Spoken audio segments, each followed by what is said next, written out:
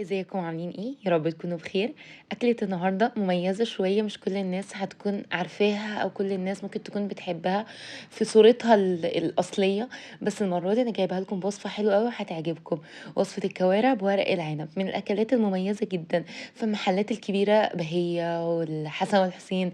محلات كبيرة قوي، ناس يعني بيبقوا مشهورين بالاكلات دي. النهارده جايبها لكم بوصفة مظبوطة بالظبط، احلى من المطاعم واحلى من اي مطعم ممكن تاكلوها في بره.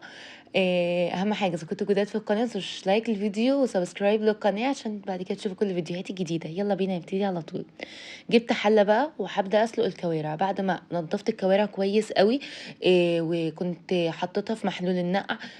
ميه وملح وخل وليمون عشان اشيل منها اي زفاره، واتنضفت كويس وكل حاجه. هحطها بقى في حله، الحله اللي انا هسلق فيها. وكاني هسلقها بالظبط، يعني كانها هي دي السلقه الاساسيه اللي انا هسلقها. حطيت البهارات، حطيت البهارات بتاعتي العطريه، الورق اللوري. حطيت بصله مفتوحه، وانا كنت مزوده معاهم بصله صغيره كده مبشوره. وهحطهم على النار علشان ياخدوا غلوه كده كويسه معايا. انا بس هبدا اشيل الريم كده. هو المفروض انا حرمي الميه دي خالص، اصلا بعد ما خدوا الغلوه ديت انا حرمي الميه دي، مش هي دي الشوربه اللي انا عايزاها. فهبدا بس اشيل الحاجات اللي على الوش دي، لان انا كنت حاطه بصل صغير خالص. فانا ما كنتش عايزاه صراحه يسد معايا الحوض وكده. شلت الريم اللي على الوش ده بس الاول، اللي هو اللي فيه البصل.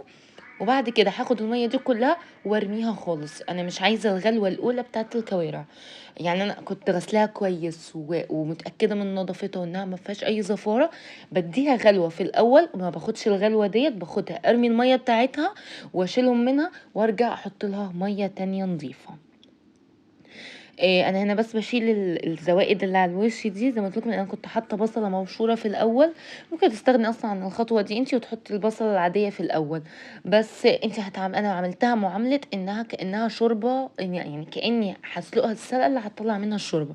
بس مش هاخد الشوربه دي هرميها واحط بقى ميه نظيفه. حطيت بقى هنا ميه نظيفه من قلب جديد خالص.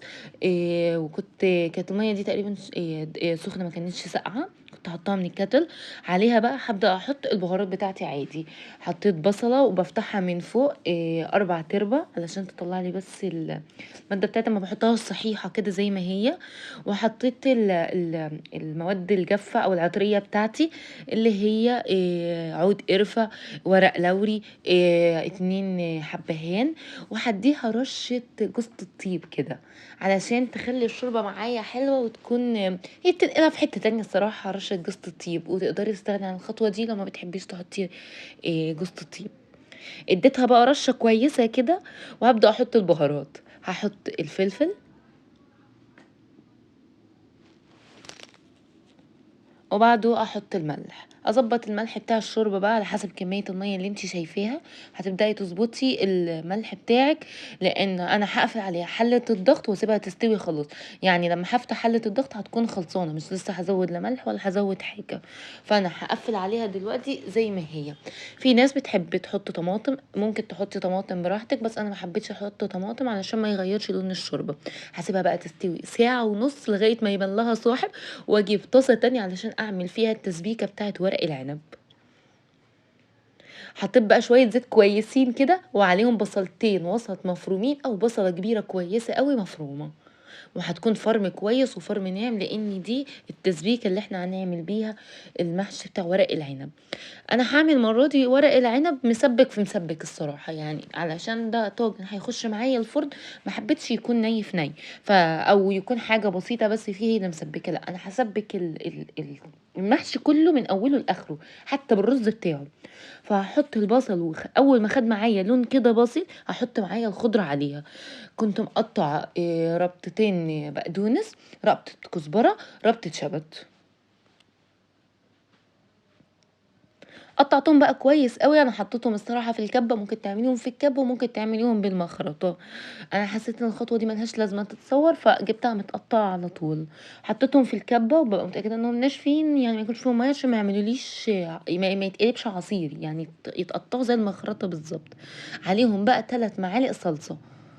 الصلصه براحتك، يعني عايزه تزودي وتخلي لون المحشي أحمر عن كده شوية، ممكن تحطي 4 معالق صلصة أو تحطي 3 معالق صلصة وعليهم نص لتر صلصة أو طماطم معصورة براحتك. أنا حطيت عليهم 3 معالق صلصة وكان يعني هو ده اللون الأحمر اللي أنا عايزاه الصراحة.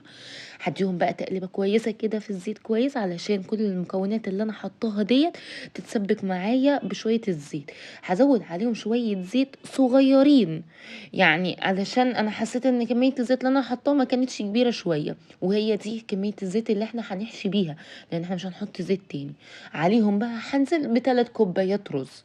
دي كانت برضو الكمية المناسبة بالنسبة لي لورق العنب اللي انا كنت مطلعاه. هقلبهم بقى كويس قوي كده مع بعض، وطبعا مش هقلب كتير علشان عندي الرز ما يتهريش مني. هديهم تقليبه كويسه كده يعني، وعلشان بس المكونات والزيت والزيت عندي يغلف كل المكونات، يبقى غلف معايا الخضره والبصل ويغلف معايا الرز كمان، لاني انا مش الرز عندي مش هيغلي على النار، هيخش في الفرن. فعلشان ابقى يعني ان شاء الله مطمنه ان الرز عندي هيستوي، مش هيطلع ناشف، مش هيطلع معجن. فالخطوه دي الصراحه انا بحبها، بحس ان هي مهمه شويه معايا مادام انا هدخله الفرن في طاجن. هديه تقليبه بقى كويسه كده واسيبه يهدى وابدا احشي. ورقه العنب عندي هحشي على الناحيه الخشنه، مش هحشي على الناحيه الناعمه. انا الورق بس ما كانتش مظبوطه شويه، كان فيها قطع صغير كده لاني انا ما كنتش فرزنت ورق عنب السنه دي. وده الورق العنب المجمد اللي بيبقى في باكيتات كده زي الملوخيه والباميه، فهو حلو جدا. بس كان مشكلته ان الورق ساعات بيبقى فيه حته مقطوعه او حاجه.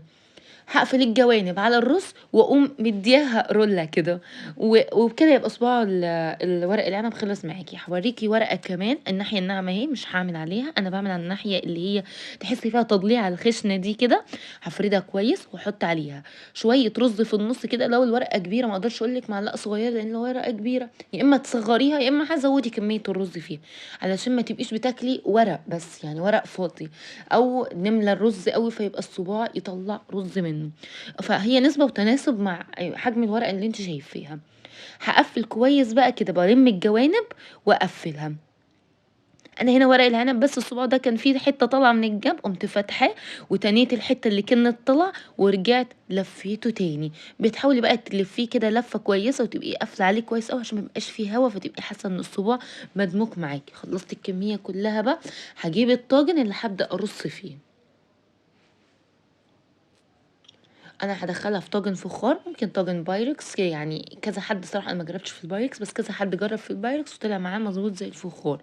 هجيب الفخاره ادهنها معلقه سمنه كده كويسه من فوقها لتحتها كده، وسمنه مش زيت علشان ما يلزقش ورق العنب فيها.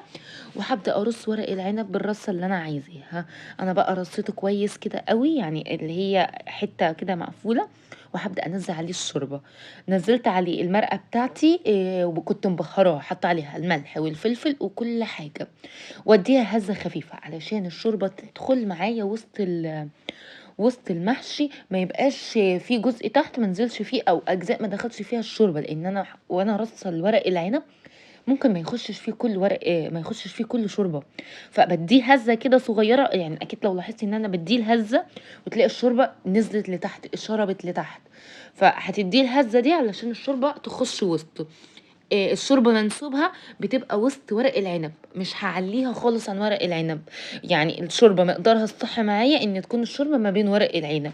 احط بقى كذا شريحه كده ليمون، تزيينه كده. هي في ناس بتحب طعم الليمون في ورق العنب وفي ناس لا، انا حطاها لمجرد التزيين الصراحه.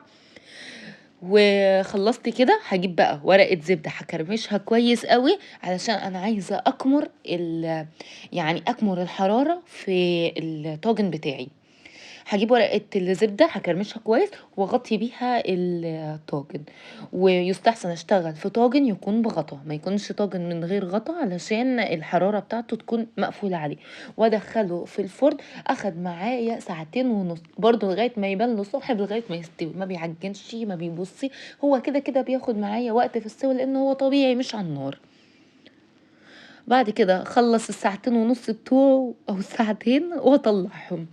طلعته بقى بفتحه بهدوء، طبعا ما بطلعش الفخار على اي حاجة باردة او رخامة. طلعته على كوستر خشب علشان ما يطقش معايا أو يفرقع معايا الفخار، ناخد بالنا أوي من الحتة ديّة، علشان ساعات ممكن نطلّعهم على حاجة وإحنا مش واخدين بالنا ويتفلق معانا ال الطاجن اللي أنا شغّالة بيه من البرودة المفاجئة. هاشيل بقى بالراحة كده الغطا وورق الزبدة، وكان ما شاء الله الله أكبر ورق العنب كان مستوي جميل جدًا، ما كانش معجن، ما يعني ما فيش رُزاية فكّت، تقدري صحيح تغطّي ورق العنب لو أنتِ خايفة يفُك، بس بلاش غطا بلاستيك لو عندِك حاجة فخارة تقيلة تقدري يعني تضغطي عليه بيها. خلّصت بقى هاجيب حلة وأحط فيها التسبيكة اللي هيتعمل فيها الكوارع المخلية. حلة فيها شوية زيت وفيها تقريبًا 10 فصوص توم، 9 فصوص توم، في الحدود ديّة، يعني الكمية اللي أنتِ عايزاها، وعليهم طماطماية حلوة كبيرة متخرّطة، متخرّطة مكعبات صغيّرة، هاحطهم وأدّيهم تقليبة مع بعض كده في شوية الزيت والسمنة اللي أنا حاطّاهم، وعليهم مغرفتين شوربة من شوربة الكوارع اللي خلصت معايا خلاص. أنا كده كانت الكوارع خلصت معايا واستوت خلاص، وورق العنب عندي كان خلاص خلص وطلع، هاعمل بقى التسبيكة بتاعة الكوارع. جبت الكوارع الصراحة أنا ما صورتهاش، حسيت إنها ما لهاش لازمة، بس باجيب الكوارع أطلّعها وأبدأ بالسكينة كده أبدأ أخليها من على من يعني أشيل مش هو مش لحمة، بس أشيل الجزء اللي حواليها من برّه دوّة، وأبدأ أقطّعه زي مكعبات كده أو حاجات صغيّرة، وبعد كده أنا خليته خلاص، وباشيل الجلد اللي أنا مش عايزاه عشان ما باحبش الصراحة شكله أو طعمه، باخد بس اللي حوالين العضمة ديّة، وأبدأ أقطّعها مكعبات وأحطها في التسبيكة ديّة. تقلبتين كده مش هتاخد أكتر من دقيقتين معاكِ، الكوارع اللي هي المخلية معاكِ تتشرب من الصوص اللي إحنا عاملينه دوّة أو التسبيكة اللي إحنا عاملينها دي، وخلاص كده خلصت معايا. وحرفيًا، حرفيًا دي أحلى طريقة هتدّيكِ أحلى نتيجة من المطاعم بكتير، بكتير يعني. الوصفة دي هتطلع أحلى من المطاعم اللي أنتِ يعني اللي بتطلب من برّه من بهية أو حسن وحسين أو أي مطعم بيعمل أكلات بيتي، الأكلات الشرقية البيتي، هيطلع أحلى منها مليون مرّة. خدت تسبيكة حلوة كده بقى مع بعض وخدت طعم، هاقوم جايبة ورق العنب عندي وأقوم صابة عليه الكوارع المخلية. طبعًا أنتِ تقدري توقّفي عند الخطوة دي لو ما بتحبّيش الكوارع، فاللي عايز ياكل كوارع ياكل وياكلها صحيحة زي ما هي، واللي عايز ياكلها طاجن ورق عنب ممكن يحط بقى الخطوة ديّة، لإن هي لمّا بتتقدّم في المطاعم الصراحة بتتقدّم بالطريقة ديّة. فأهم حاجة إذا كان الفيديو عجبكم يا رب ما يعني ما يكونش الفيديو كان تقيل عليكم، يا رب إذا كان عجبكم ما تنسوش أهم حاجة تعملوا لايك للفيديو وسبسكرايب للقناة، ويا رب يكون الفيديو خفيف وما كانش طويل عليكم، وإذا كنتم وصلتم للجزء دوّة في الفيديو فشكرًا، شكرًا جدًا، وما تنسوش بقى السبسكرايب للقناة، وبألف هنا، وإذا جربتوها ما تنسوش تكتبوا لي تحت في الcomment إن أنتم جربتوها، وأشوفكم فيديوهات جاية تانية كتير وعلى خير إن شاء الله. باي باي.